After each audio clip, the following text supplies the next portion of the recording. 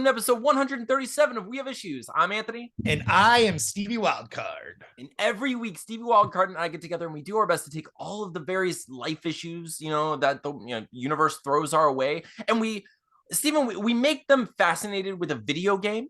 And we get them to play it, and then we just delete their save file, and we ruin their lives, and we get something done while they're trying to, get back to where they were. I mentioned video games because I'm going to use that intro that Chris made us, because Chris made our intro music gorgeous. It sounds like a beautiful Nintendo, so cool. Masterpiece. That was crafted by Chris. I'll put his links below, so go follow him. This super cool guy, really nice, been a great friend to us. I heard this and I was just like, I stopped what I was doing at work and was like, I'm gonna show strangers this. That's how cool it is. That this awesome human being made our theme song, but in 8-bit. Like, how freaking cool is that? It's so cool. I'll put the whole thing. I only put a chunk. I put the basic chunk that we use in our song, but I'll put his whole everything he sent me. I'll put at the end of our show so everyone can see it. I'll use that as the outro. But every week we get together and we do our best to overcome the various life issues that we have, and we try to get something done. Most recently, we've been working on a supernatural action horror comic called Deathless. We're on issue 2, Steven. We just finished our Kickstarter. It was successful, and we need to get this book done. So how are we doing? How are you doing? How'd you do this week? Well, you saw page 9, and then I'm about halfway through page 10 at the moment, which is the Knights attacking sequence. Okay, right. So for those of you who don't know, Steven he was absent last week, completely abandoned me, threw me to the wolves, was just like, he was like, Anthony, I need you to do me a favor. I was like, what? He's like, dig a trench. I was like, well, I'll do anything for you, of course. How many trenches? And he's like, oh, just the one, but make it deep. And I was like, okay. And he's like, no, hop in it. And he's like, I was like, okay, what else? What are you doing? I'm burying you. I'm burying you. No. I'm alive.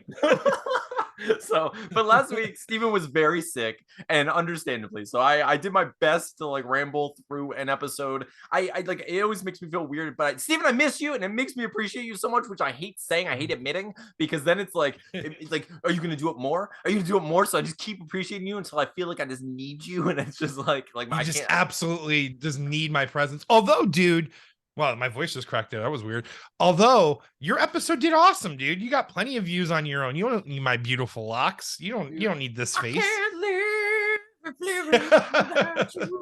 that's I can't give anymore. I need it. But what'd you do? I know you were sick, but did you actually get any drawing done while you were sick, or how did that go? Yeah, so that's page 9 was what I when I was sick. Dude, I was like, oh, I can call in work, and then I'm sure I'll be okay enough to draw on my bed. Dude, it's the first time I've been sick in a while where I literally laid in bed and slept till 5 o'clock in the evening, and then got up and ate some robin eggs from the Easter basket, because that's the only thing I could stomach, those little malt chocolate eggs.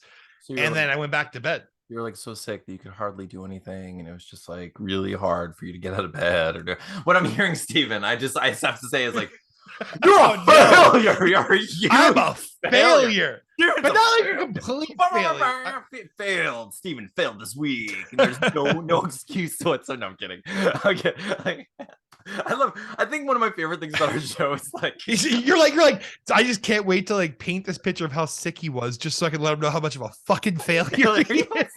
And I get so much joy from those moments, because I'm just I'm like, Steven, I love you, and that's what makes it okay for me to be an idiot like that and make jokes, because clearly absolutely. And I that's one of my favorite things, because I'm I can get away with doing this thing that would otherwise be unacceptable in polite society. You can't call someone a failure because they were sick. That's not okay. I can't do that. But I can do it legitimately and sincerely, and people think it's a bit if I do it. Here's Steven. People think I'm just joking. I'm not. He's just joking. He's not, though. He is cutting as deep as he possibly can. No, I'm just kidding. And then today, so I was all right, I'm going to get home from work. I'm going to grab the kids, and then we're going to clean the house really quick. Dude, I literally just for perspective, our kids are tornadoes. So we have a cleaning service that comes every other week. But the amount of pre-cleaning I have to do just so those people don't think I'm a horrible human being, because my kids are the level of like crazy filth and disgust that those two create, no matter how much we stay on top of them, Is impressive. is absolutely, it's insane, dude. And I literally finished cleaning at like 7:45 today. Like after working all day in the sun, and I'm like trying to give them a pep talk on the way home. I'm like, all right, girls, Cambria, you're going to start in your room. Chase, you're going to start in daddy's room because you guys have messed up every corner of the house. And no, I cleaned 95% of the house, and my kids were able to accomplish 5% of nothing. Oh yeah, I imagine them just like spinning behind you, destroying, swirling. Yeah, just oh yeah, dude, yeah. that's like for example, the trash, dude. So like I had gotten the dining room and kitchen completely clean. Cambria had done pretty well in her room, and Chase did okay in my room. And I'm like, okay, guys, dinner. I know you're hungry, so I gave Chase, because I have to make multiple dinners. Yeah. But Tina set me up awesome. So I'm really just serving what she cooked already. But I gave Chase some broccoli and cheese soup. I serving Cammy some, cheesy chicken quesadilla. Right. And I go out to go, I go into my room to clean, and I hear something drop, and I go out into the dining room. They're done eating, and Cambria spilled her water, and instead of cleaning up with a towel, she left her cup on the floor, and there's hundreds of paper napkins on the floor of the dining room. So the dining room that I had already just cleaned, and then my bedroom, which Chase didn't do anything in. Dude, like it was crazy. It's like I was following him around, just cleaning up in circles, and like I was so mad because right now. What is this? Dude, because dude, like working in the sun with no AC all day, and then coming home and like it just kills me. But it's gonna be nice and clean. And then if you and Atlas do come over on Thursday, the house will hopefully still be clean. So sure. I can't wait to mess it up. I'm gonna prime him. I'm gonna be like, listen, we're going over there, and we are gonna be a storm. Alice is like, I'm a good kid. We can mess up the house just as well as his kids. It's a it's a challenge. Of course I can't wait. I totally want to hang out. But I'm also excited because Jill, my mother-in-law, agreed to take the girls Friday evening. So my goal Friday into Saturday until 12 p.m. is to just friggin' pump work on the comic, because I won't have no offense to no wife to attend to, no children to attend to, just me alone on a Friday night drinking and drawing. That's my plan. So that sounds wonderful. You should live stream. Sounds wonderful. But okay, so just real quick, so just to sum up, I mean, like there's just to sum up real quick, Steven failed, wasn't able to do anything. I finished coloring the page that I was supposed to color, and I did. I did everything I was supposed to do. I did everything I was supposed to do. No, but just like quick, but like I'll tell you though, dude, like I failed so much on this one page, and it's literally just like, so it's like something that like I knew was gonna happen. I was like, okay, I'm gonna have all these arcade cabinets to color, and I'm not gonna want to do it. I'm gonna sit down and I'm gonna be like, I'll color all the characters, I'll do the basic background, and I'll look at those cabinets and be like, I'll do that tomorrow. Like I don't want to do it, and then but then that keeps happening, and it's like tomorrow and tomorrow and tomorrow, and it's like, okay, maybe I should now color some of those. So then I did the basic colors, and now I'm like, then I like this week I did all the details where it was like, because it's a lot of just little stuff where it's like, I do feel like most comic books would do a general color or like a gradient, a couple gradients, and then like that's it. And like I'm doing like flats on each individual one, and then also the detail on each. But I think it pays off. I really do. It looks. I mean, great. Like I look at the throne on the cover, and like all those crazy colors going off that throne look awesome. I think it is going to be funny is when we start putting the green energy on it, and it, like the green energy just turns all the colors into like a certain just one shade. That's gonna be like, oh well, it's still gorgeous. It won't though. But yeah, but that throne room is epic too. I feel like it's captured. Like his his domain is captured. So which is awesome. He deserves it. But Steven, it was hard. It was hard for me by myself last week to like hold down the colony, to be like, all right, there are people, we're trying to start a cult. It's just me today. I can halfway. I got the dirt, but Steven takes care of all the flavor. So I'm like, crap. I got all the flavor, baby. All the earth and dirt flavor. Like I inject the dirt with the dirt. Yes, he has the It's a extra technique. dirt. So I'm just like, I was like, look, I can only do half of the Kool-Aid. Steven does the good part of the Kool-Aid. What do I do? I never feel like my my inadequacy is more on display than when you're not around, because I'm just like you can compliment me in a way that makes me feel good and look good to other people. You know, because like I don't have to finish a sentence because you'll just come along and take over.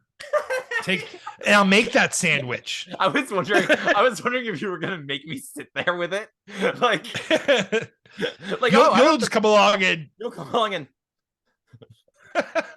and yeah, and you'll golden retriever, Steven, you'll golden retriever it, and people will look at, if people can't hear my silly voice and see my noodly arms, they'll look at your hair and they'll forget about me, and that's all I want. No, but like without you, I was just like, crap, what do I do? So this week I was like, I gotta be smart about this. We need questions. So if Steven does like back out, if something happens, if Steven, like if you were just like, I gotta give myself appendicitis, you know, if you were, because that's what you do. It's a thing. I'm gonna eat some fish oil, not the pills. So I was like, I gotta ask questions. So I have something I can, like, I will fake my way through answering questions, but like it's so much harder to just like vamp or like I'm gonna improvise a cult meeting right now. Like I'm come on, I'm still learning, I'm still figuring this thing out. So we have some questions from the colony. Will you hit us with, while I look up the questions, will you hit us with like the questions from the colony theme that we've been working on? Dude, it's been years in the making. It's the ostrich colony cultist question time. We gotta talk to the leaders to make sure they have the right things in mind. Yeah. And that they're good. And the Kool-Aid tasting like dirt is just a joke, right? It doesn't really taste like dirt, but it does. It really does. It's not cherry. It's number one from question the first from Queen Anne Boleyn. Who is Anthony's crush? So, for those of you who haven't been paying attention to my life, I date robots exclusively, except for this one, who like I happen to be crushing on a human person now, who happens to live over $500 away from me, plain wise. I've Googled, you know, I've been Googling, and I'm just like, oh, how many appendices do I have to sell in order to make this trip? Because I was like, I know at least one person. Yeah, I was gonna say I know at least one person that could use one if you need to sell yours. Ooh, I'm gonna sell. If I'm willing to barter my appendix for one trip to this place. So I'm crushing on some. My crush is a human being, as far as I know. I'm still considering the fact that she might be a robot, possibly half spider. I don't know. I only have so much information. I don't know how to answer that. I don't necessarily want to be like, this is this person's name. Like, she's a human person that exists on the internet, just like we do, you know, which is kind of weird because it's just like, you know, just a person. What I find interesting though is it's a person that I've only ever interacted with like one time on Twitter ever. Like, isn't that like, that's so strange, right? That's awesome though. It's probably the safest bet, you know. Yeah. I mean, well, it's nice. I like, it's interesting that like Twitter is where like I'm most active on the internet, but I've only ever interacted with her one time there, and otherwise it's just been, you know, like Instagram, like messages and stuff. But yeah, who she is just a really lovely, interesting person who likes D&D and horror movies, and you know, is a mom, and she's really cool, and it's just, you know, I'm interested in her. She's also really cute, Steven. It's interesting. Like sounds like it's me. Steven, it's just me. Steven, I didn't want to. I'm trying not to dox you, Steven. I'm trying not to dox you. I basically, Steven and I have been secretly dating. Sorry, Tina, she doesn't watch our show, so guys, don't worry about that. She calls us her. She calls you her boyfriend. Her boyfriends. We're like basically April Ludgate when she had the two boyfriends. You know. That's the situation. Chicago Tony V, the Chicago Tony V show asked, which miss you, Tony. Hey, Tony. So he asked, which social media platform has been the best for promoting your podcast? Oof. Well, I thought it was Twitter. So it is Twitter. I knew. Okay, I knew this question was going to help because like you've been extra active lately on the Clock app, right? The TikToks. The one that just breaks my heart, and I just don't have. I can't. Look, man. I'm a rambling person. That's what I've always been my whole life. I'm gonna die rambling, man. Ramblers, rambling. That's who I am. I am a person who rants and rambles, and I just that's who I like to be most of the time. TikTok short bursts of like, hey, like, are you witty? And I'm like, no, I'll just talk until you either like me or hate me. So I have that going for me, you know. So anyway, but you recently have been on TikTok. I will answer your question very quickly. For me, is Twitter. Twitter is where I've always been able to, find people, find my friends, find like people who like have like, mutual interests and that sort of thing. We just, connect, and like I comment. And if you're looking for like how I've ever grow on Twitter, it's I either comment on people's posts when I have something that I think they'll enjoy hearing, not just something I want to say. Sometimes it is. Sometimes I will just say a joke that I'm like, that's just for me. Hopefully they like appreciate it. But most of the time when I comment on people's posts, it's like, oh, they'll think this is funny. Or oh, they'll think this is interesting, or this will help them, or whatever. And then otherwise it's my posts. I try to post things that I think are funny that I just hope other people like. Like that's what like I post things that I'm like, I don't think anyone's. I don't know if there's an audience for this. If 3 people like it, I'm happy. But then what I do is I try to like actually interact with people when they comment whenever I have time. I'm a single dad, and I do a lot, so I don't get to always do that, but I try. That's what I do on Twitter. But Steven's had some recent success elsewhere. So yes, but just real quick on Twitter, what I found for me is my drawing posts usually get pretty decent likes. My hair posts get good likes. But seriously, the top likes on tweets for me is like pictures of Tina or pictures of Samuel. That's like who takes the cake every time. Yeah. Huskies and my wife. They like those parts about me. But no, so Twitter has been awesome. And like Anthony's saying, I feel like at least our marketing, it's not even marketing, our style in pushing who we are and everything is just honestly, I don't think we're capable of like touch and go marketing, like just selling to somebody I don't care about. Like I feel like I just want to have a bunch of friends that enjoy the same things I enjoy. So Twitter's the best for that. You know, so recently, like to that effect, it's so funny, dude, because I'm so bad at that, and I don't like when other people do that. Like when people randomly drop their links on a post that has no context for that or that sort of thing. I'm so bad with like not wanting to do that. That recently, one of my friends, Jen Story, on Twitter posted a thing, and I was like, oh, it kind of feels appropriate to just mention, hey, you could be listening to my podcast while you do that thing that you're doing, because it was like one of those like, I'm going to do these mindless tasks. And I was like, when I do those sort of things, that's when I catch up on podcasts. So I was like, hey, you could put my podcast on, and then if you want. But I immediately felt like, oh no, don't hate me. Like I felt all of those like stupid insecurities where I was just like, oh, I don't want you to think that like I'm trying to take advantage of this friendship. Like I know it felt appropriate, but are we actually in this place where I can say that and you don't think I'm just trying to sell and so I panicked for a minute, and I kind of like said that to her where I was like, I felt weird about this, and she was like, no, I want to support you, and I'm thankful for you reminding me, and it was just really cool about it. And I was just like, see, I feel like that's why I think we suck at, like, I feel like the key to being a good business or marketing person is to have like no shame, because like I can't just like you're saying, like I've done that too, where like this post is completely appropriate for me to showcase Deathless artwork and talk about my comic. Yeah. But even when it's like artwork thread, show me your work, I'm like, I don't know, man, this might be, like I don't know if I want to take over this, I don't want to, take over this guy's tweet or something. Yeah, this guy's gonna hate my guts if I just answer his question that he asked me politely. I don't think I'm gonna do hamster style anymore. But anyways, so TikTok. So just randomly out of the blue, because that's how I operate. That's why I'm the wild card. I really don't plan anything. I just live in the moment. And I was drawing the comic, and I'm like, you know what? I wonder, since I have Husky profile follows because of Samuel's Howl, I have enough to go live on TikTok. And I was like, maybe I can screen share. And I found like how to do it. And dude, I'm trying to go live and screen share, and there's the Google picture that shows me how to do it. It's not on my screen. So then I later find out you can't screen share unless you have 18,000. So anyways, I take my camera, I take my iPhone, and I mount it and kind of focus on my iPad, and I just live stream. And dude, I think I had 1,500 individual viewers, and at one point there was 800 at the same time, which was really cool. That's amazing, dude. And I even if they're like massive viewers, even if it's just quick.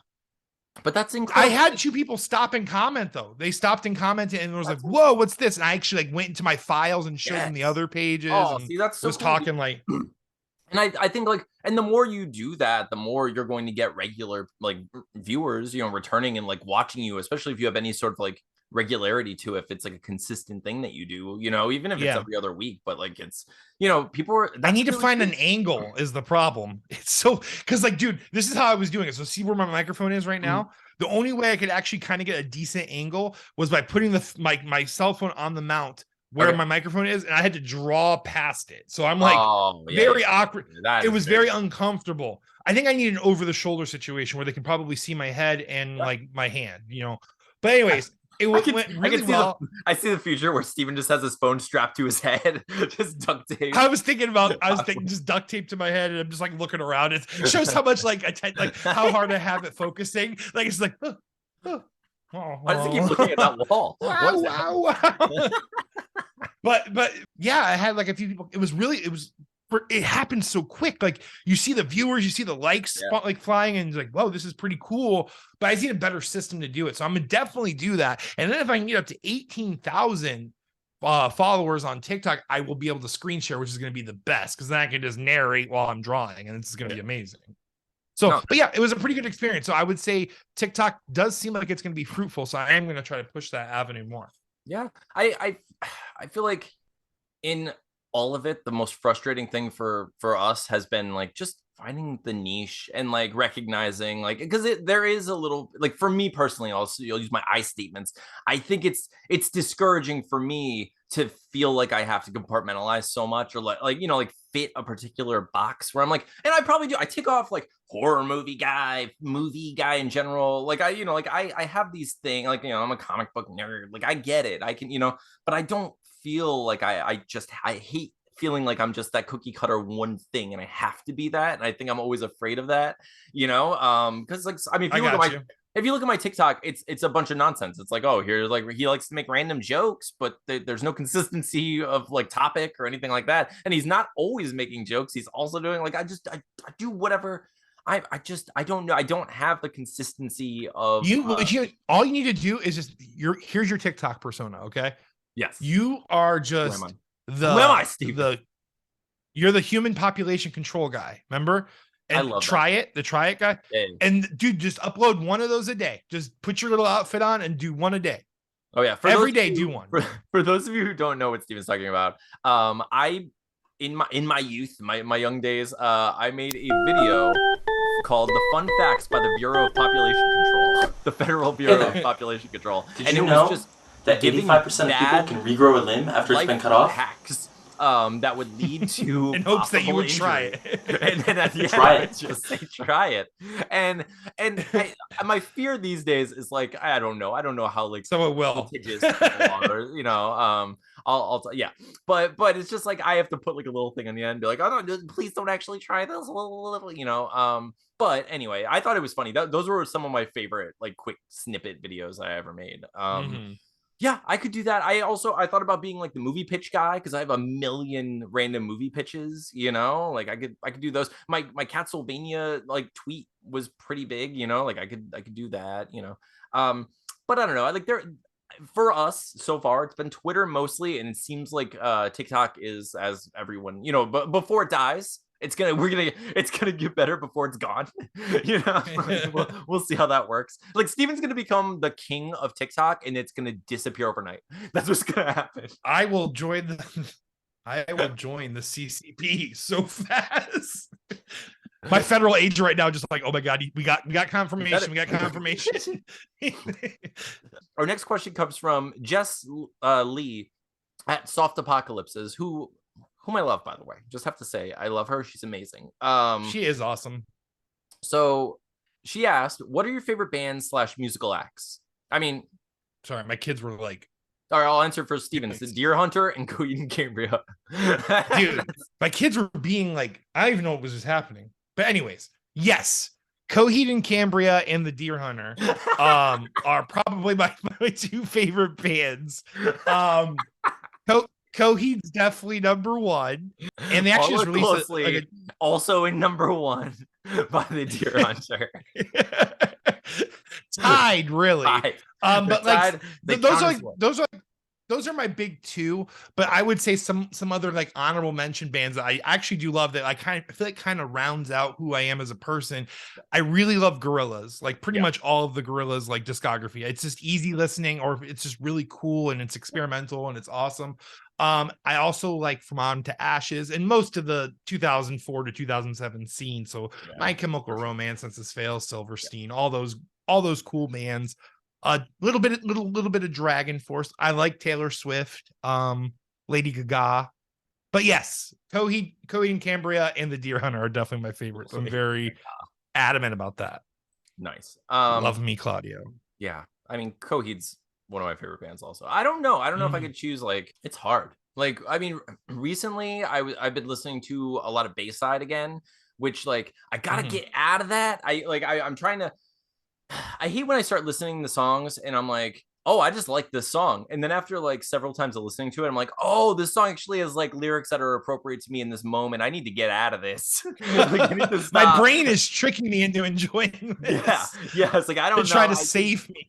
Like and like most recently I started getting the Bayside again after like, you know, our friend Mike passed. And then they have a few songs that are like about friends passing and, you know, that sort of thing. And I was just like getting into it and I was just like, oh yeah, I love this song. And then I was like listening to it every day and I was like, oh, I love this band. And I was like, oh, I'm going through a thing. And I just, you know, so like this is happening right now. So like for me, it's been like Bayside and Coheed. I listen to a lot of Coheed in the car. So it's really my favorite bands are things that are out of my vocal range, but I want to try my best. That's like that's where you live. That's where I live. I live in a place where I'm like, that's your planet. I shouldn't be singing this. And when I stop next to other cars, I should stop. I don't, but I should. Like for everyone involved, I should not be doing the thing I do. You're just like, yeah, just people look at me like, what's going on in that car? Live my best life in the car. My shoulder game is pure fire. I don't raise your hands high. Oh man, I can't tell you. I was like, oh, I put on a full performance. Actually, there was one time I was in the parent pickup line and I was just getting into Coheed. I was just like full on like doing drums, singing, like getting into it, and I just like happened to look up and I saw this woman like watching me through her mirror, and I was just like, oof. And she just like, her laugh was one of those knowing laughs where she's like, I see you, see me, see you, and this is funny. And I was like, this is great. It is. This is good for both. And I didn't stop, Steven. I was proud. I was like, nope, not today. But yeah, so those are our bands. Let me see. Writers VKKV, Vinny and Kim ask, what's a crazy conspiracy you really want to be true? I want to be true? What's one that you want to be true? That's interesting. Like what's a positive conspircy that we're familiar with? I think pretty much I'll just blanket term it. I wish that all like crypto, like not crypto like currency, but like animals, cryptozoology, cryptids. There we go. We're just like all those legends were true. Like it'd be so cool to find out. Like no, there's a whole world of Bigfoots and chupacabras and Mothmen and. That'd be incredible. Like especially since it doesn't necessarily have the umbrella of like an evil organization like working against us, blah, blah, blah. You know, because like if you're like, oh, the lizard people are interesting, it's like yeah, but then there's this whole like evil cabal of like children eaters, or, you know, or whatever they're you know, it's like, too dark. It's too dark. And it's like I don't like I'm with you with the cryptid thing. I think that's like the safe but also best answer. Like just generally the coolest answer there is. It's just like there are these creatures like aliens in general. Like without us specifying what they want or what they're doing, it's just cool that there would be aliens or something like that, like something supernatural, otherworldly. Because obviously nothing horrible is happening because people aren't getting mass murdered by Bigfoot. I mean, so obviously it's like, just they exist, they coexist. I mean, there are a lot that I'm like, oh yeah, that's probably happening. Like, you know, like I see a lot of conspiracy, I think of things. I'm just like, are we farming gold for some ancient alien who just put us on this planet to, you know, to cultivate and curate the gold so then they can eventually steal it from us after our species is extinct and then use it as their rocket fuel to, you know, jet across the universe in various places? Yeah, that's happening 100%. Like Quasmonio 6. It's the only way is to use human spent gold. Everyone knows that. Everybody knows that. I mean, mean, Not even a gold conspiracy. comes from stars, Steven. It's nuclear fusion. It's all of the energies in the gold, and all we do is we harvest it. We put it all together. The aliens come down. Once we're all dead, because the gold's still there, it's always going to be there. It's not going to go away. The aliens come down there and just like, all right, did you guys get all the? We found liquid gold. Oh, you mean you found like the stardust in like liquid form? No, oil. We're just like destroying everything with this liquid gold. It's the best. This stuff's great. Oh God, why every time? Can't keep every time they cook the damn dinosaur bones, Terry. I don't know why they cook the damn dinosaur bones. I think we have to stop making the dinosaur. The fucking stardust. They're made of star stuff. They don't care. They don't care at all. They don't care. They don't care at all. They want the good stuff is what they call it. It's not. So Fowler, one of our best friends, by the way, Fowler asked, would you rather be able to turn invisible or fly? I'm going to say right away the right answer is invisible. I know people are going to hate me there. I know that. And you might go against me, Steven, but I'm going to say invisible is the right answer here. Because now there are two things. I'm assuming you can do it at will, right? Because if you can't do it at will and it's always happening, you're either always invisible or you're just always flying. That's crazy, right? So like it has to be at will. Yeah. And if it's at will, it has to be. You're basically choosing a power that you want to have, is what it sounds like to me. So that's how I feel like it should be. I'm a mutant now. Do I want to be able to be invisible or do I want the ability to fly? Now, Steven, I'll tell you, if you can be invisible, here's one very quick, simple thing that you can do. Get a parachute. You go fly. You can fly now for free. You have a parachute.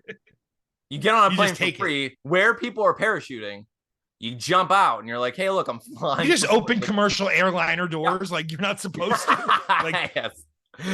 So yeah, I mean, you can. I'm just okay, but I'm really like, of course, I want to fly. I'm a human person. Who doesn't want to fly? My argument against it though is like, there are so many bugs. There's so much wind. There's dirt.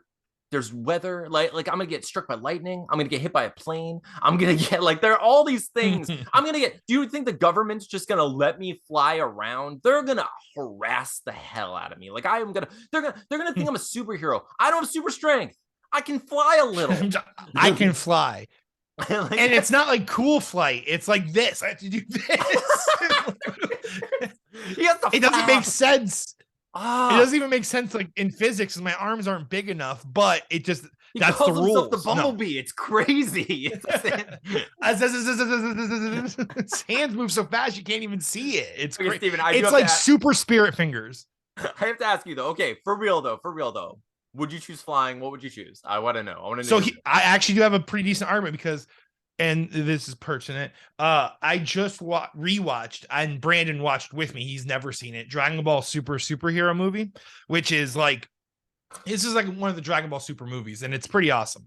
Yeah. But Pan, Gohan's daughter, is 3 years old in that movie, and she like one of the cool moments is she learns how to fly in it. So here's my theory: is that if I was given the ability to fly or to turn invisible, I would think it would make sense in our world. So the most way it makes sense is ki control. So I'm going to assume that if I can fly, it means that I can expand my ki and become like a Dragon Ball character. So I'm going to take like what a 3-year-old can do, and I'm going to learn how to manipulate whatever energy is allowing me to fly into shooting Kamehameha waves.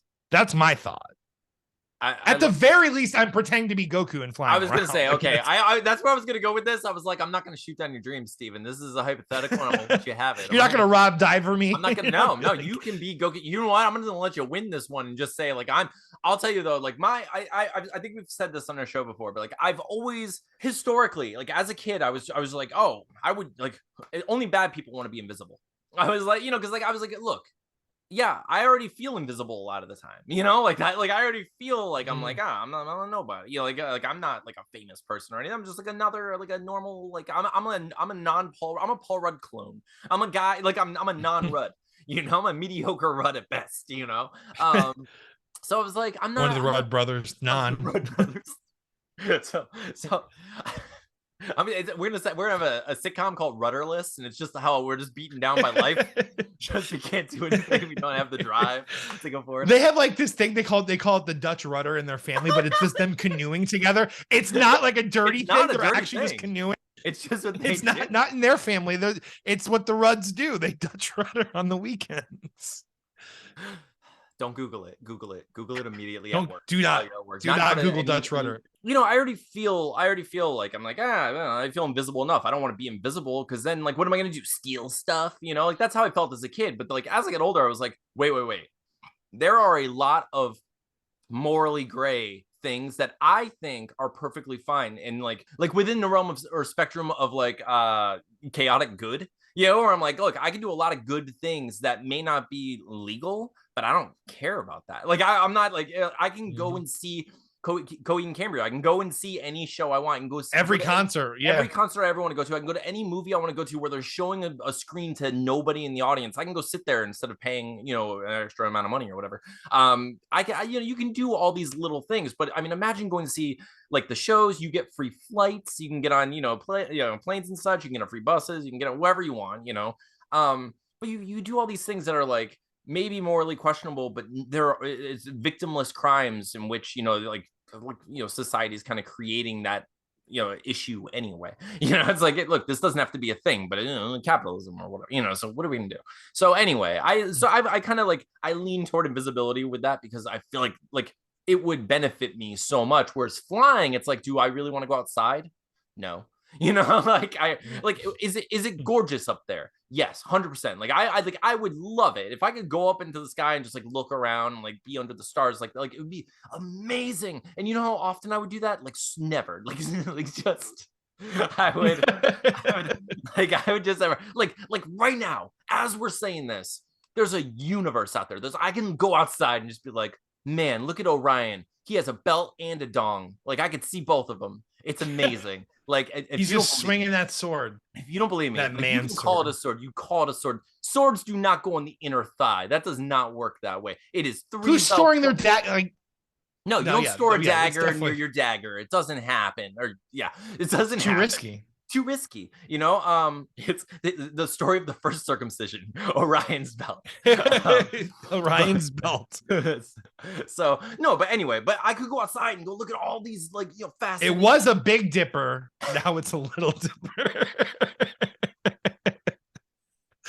So Steve and I you're tearing us apart. Speaking of tearing us apart, my crush actually had a question for us, and I thought it was an interesting one, Steven. So she said, and I feel like there's an ulterior motive here, and I kind of love it, and I want to go with it. Steven, if you could change one thing about me, what would you change? Yeah. And then I'm supposed to answer for you as well. So I'm gonna let you go first. I'm gonna high road you. That's what I'm gonna do. And like you say it, and whatever you say, I'm gonna make it look bad by saying something better than that. But I could change one thing about you. Mm-hmm. You know what I would change? What? I would make it so that you live in Cape Coral, so I don't have to drive so far to see you. Oh, that's adorable, Steven. So that way we could do Issues Live very easily. Oh, I like that you changed my location. That's I'm totally with you. I wish. Oh man, wouldn't that be nice? If I could change one thing about you, it would just be like your the fact that you failed this week, the fact that you didn't get it done, Steven. You were like, I would change all the shit that ruins my fucking life with you. I had to go the other way with it. I was like, the thing you said was so sweet. I didn't want to try to one up that. I gotta go the other way. I gotta look bad. There's no way I can top it. I can't top the golden retriever. I have to go Doberman. But I don't know why Doberman means bad in the dog world, but it does. It's just the way it goes. So to my crush, Steven would change about me. That he wants me to be closer to him is what he would change. And I love that answer. That was very, very, very sweet. This is from producer Sean, one of our best friends ever from the Wicked Weird podcast. Go watch it. Your server approaches the table. You have to make a hard decision. How do you prefer your eggs? Oh, dude, it's so simple for me. It's somewhere in between over easy or over medium. That's how I get my eggs. I'm with you too. I like just like a runny yolk. Yeah, me too. I'll tell you I will just put this on the record for the future Lafusis of the world, for my son. nobody makes an egg like my dad. Like my dad can cook the hell out of one of those. Like a bad egg. Knows what he knows exactly what he's doing. Like he can put all the eggs in one basket because he doesn't know what he's doing. Yeah, he does. Yeah, he knows exactly what he's doing. The most important thing to me, though, producer Sean, is after they're done cracking my eggs into the frying pan, that they put it back in the carton and put the shells and the carton back in the fridge, so that way the shells don't stink up my trash. Yeah, that's the most important part. Standard operating protocol. Savages. Yeah. Okay. So Dank Q writes thing says or asks. Dank? I think it's Dank. Oh, I'm sorry, Dank. I'm so sorry, Dank. It's Dank. It's totally Dank. He says, you're with a medium to large size group of people. They decide they want to go streaking. What percentage of the group had to get naked before you decide to go get on board with going streaking? So you're with a big group of people. They start streaking. How many people have to take off their stuff before you're like, okay, I'll join this? The only way I'm ever streaking ever is if it's a group of me. Like somehow I got cloned a bunch of times and we're all just going to look at each other's same thing at the same time. I don't know why we're doing no mystery here. We're gonna confuse the shit out of somebody when a group of us runs by. But like, it'd be kind of cool. I would never streak.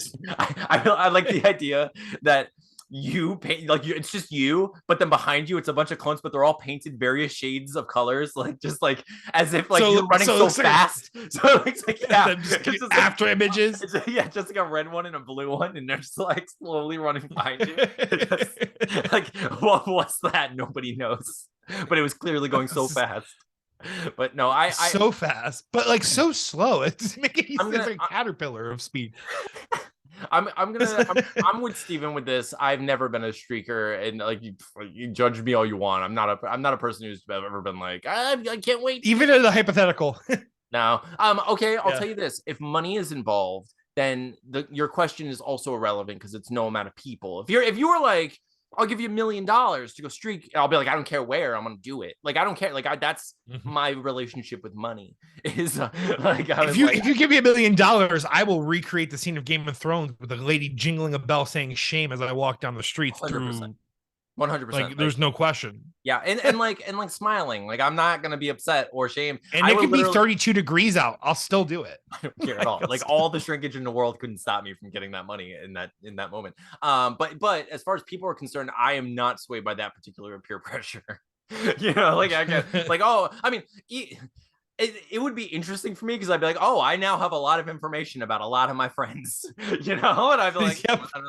I'm not gonna use this information for anything. I would probably slowly back away and just let them forget that I was there and just go home and go draw or something is probably what I would do in that situation. There's no way I'm streaking. Last question comes from Lost Between Worlds, our good friend, who says, we all know Teenage Mutant Ninja Turtles are top dogs when it comes to humanoid animals that kick ass, but who is yours and Steven's, who is our second choice?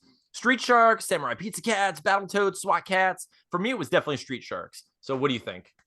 Who SWAT? He actually listed some of the best ones, honestly. Yeah, sure. SWAT Cats were really cool. I loved SWAT Cats. But Street Sharks was definitely my number 2 next to Ninja Turtles. There was no question. They had the same format going. Yeah. I was gonna say, toys were cool.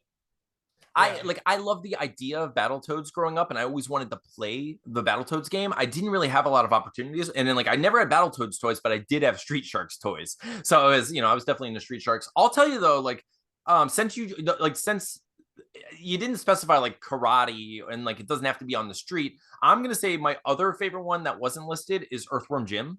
I just love the heck. Earthworm Jim is awesome. He's just so cool. It's just such an interesting, unique character that's just the design was cool, the character was funny, that was the art style was awesome. Exactly, dude. That was just that was totally for me as a kid. But that was the Street Shark figures were really cool too because they were hard plastic, but then they had rubbery snouts and stuff. They were kind of dude, they were definitely better made than the Ninja Turtle figures, if I'm honest. The Street Shark figures. Oh yeah, I mean those Ninja Turtle figures were classic, but also they were just making them by the billions. They're just how do we throw these out there? And But those were our questions from the colony. If you have any questions for us, make sure you follow us on Twitter, We Have Issues Pod, and follow Steve and I. All of our links are below, and you can ask us anything and get to know us, be a part of our show, and we'll talk about all the things. Steven, I have some things that I want to rant and ramble about, and I have ideas, Steven. I have ideas for some new segments. And I've been told by some of our friends, our longtime friends of our show, that they miss a few of our segments. So I just want to put this out there that like I knew this week you were tired from work, and it was all your fault that we didn't do more this week. Yeah, absolutely.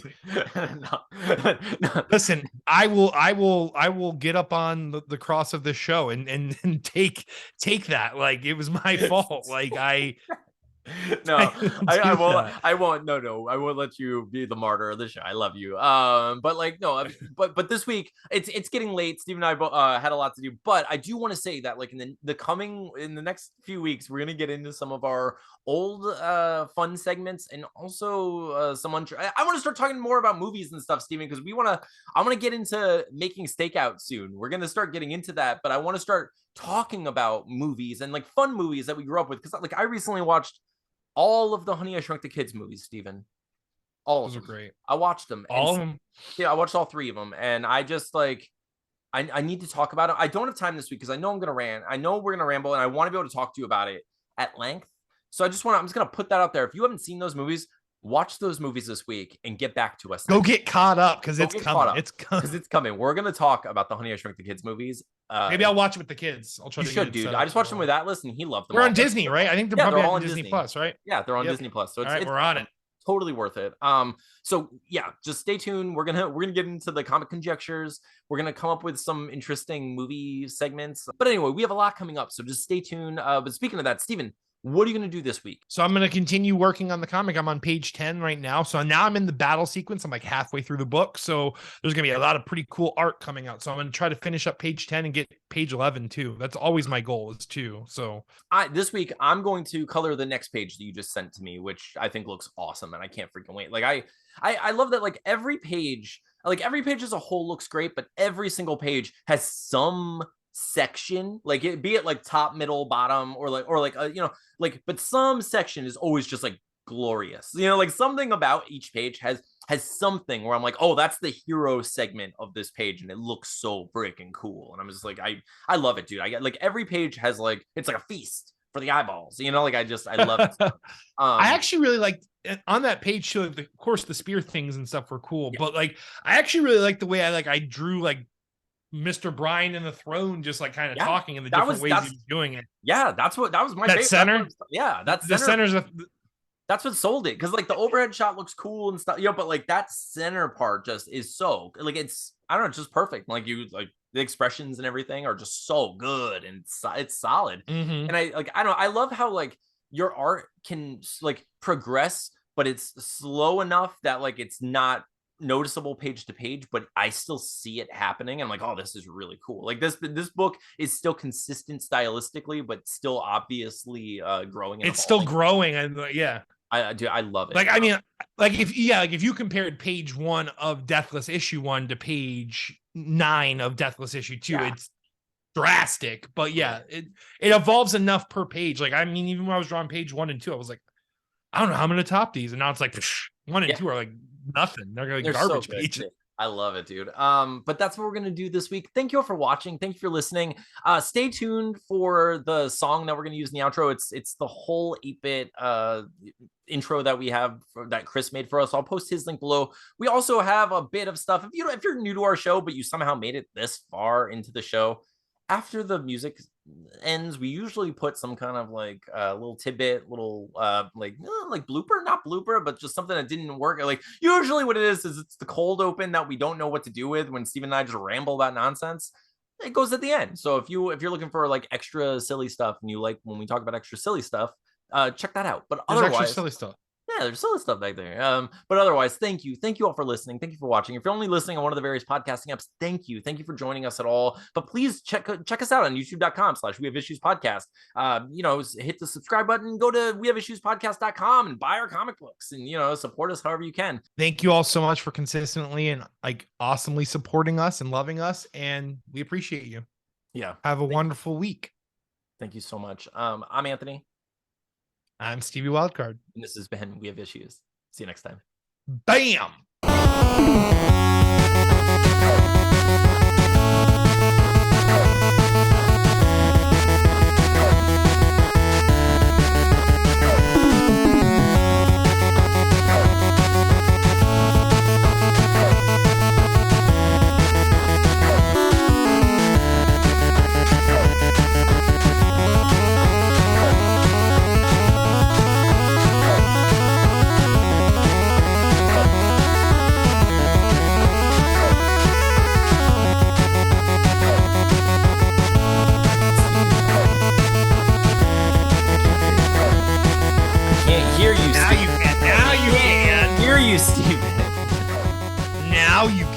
I can. Thank God. I've been missing you so much. How dare you abandon me?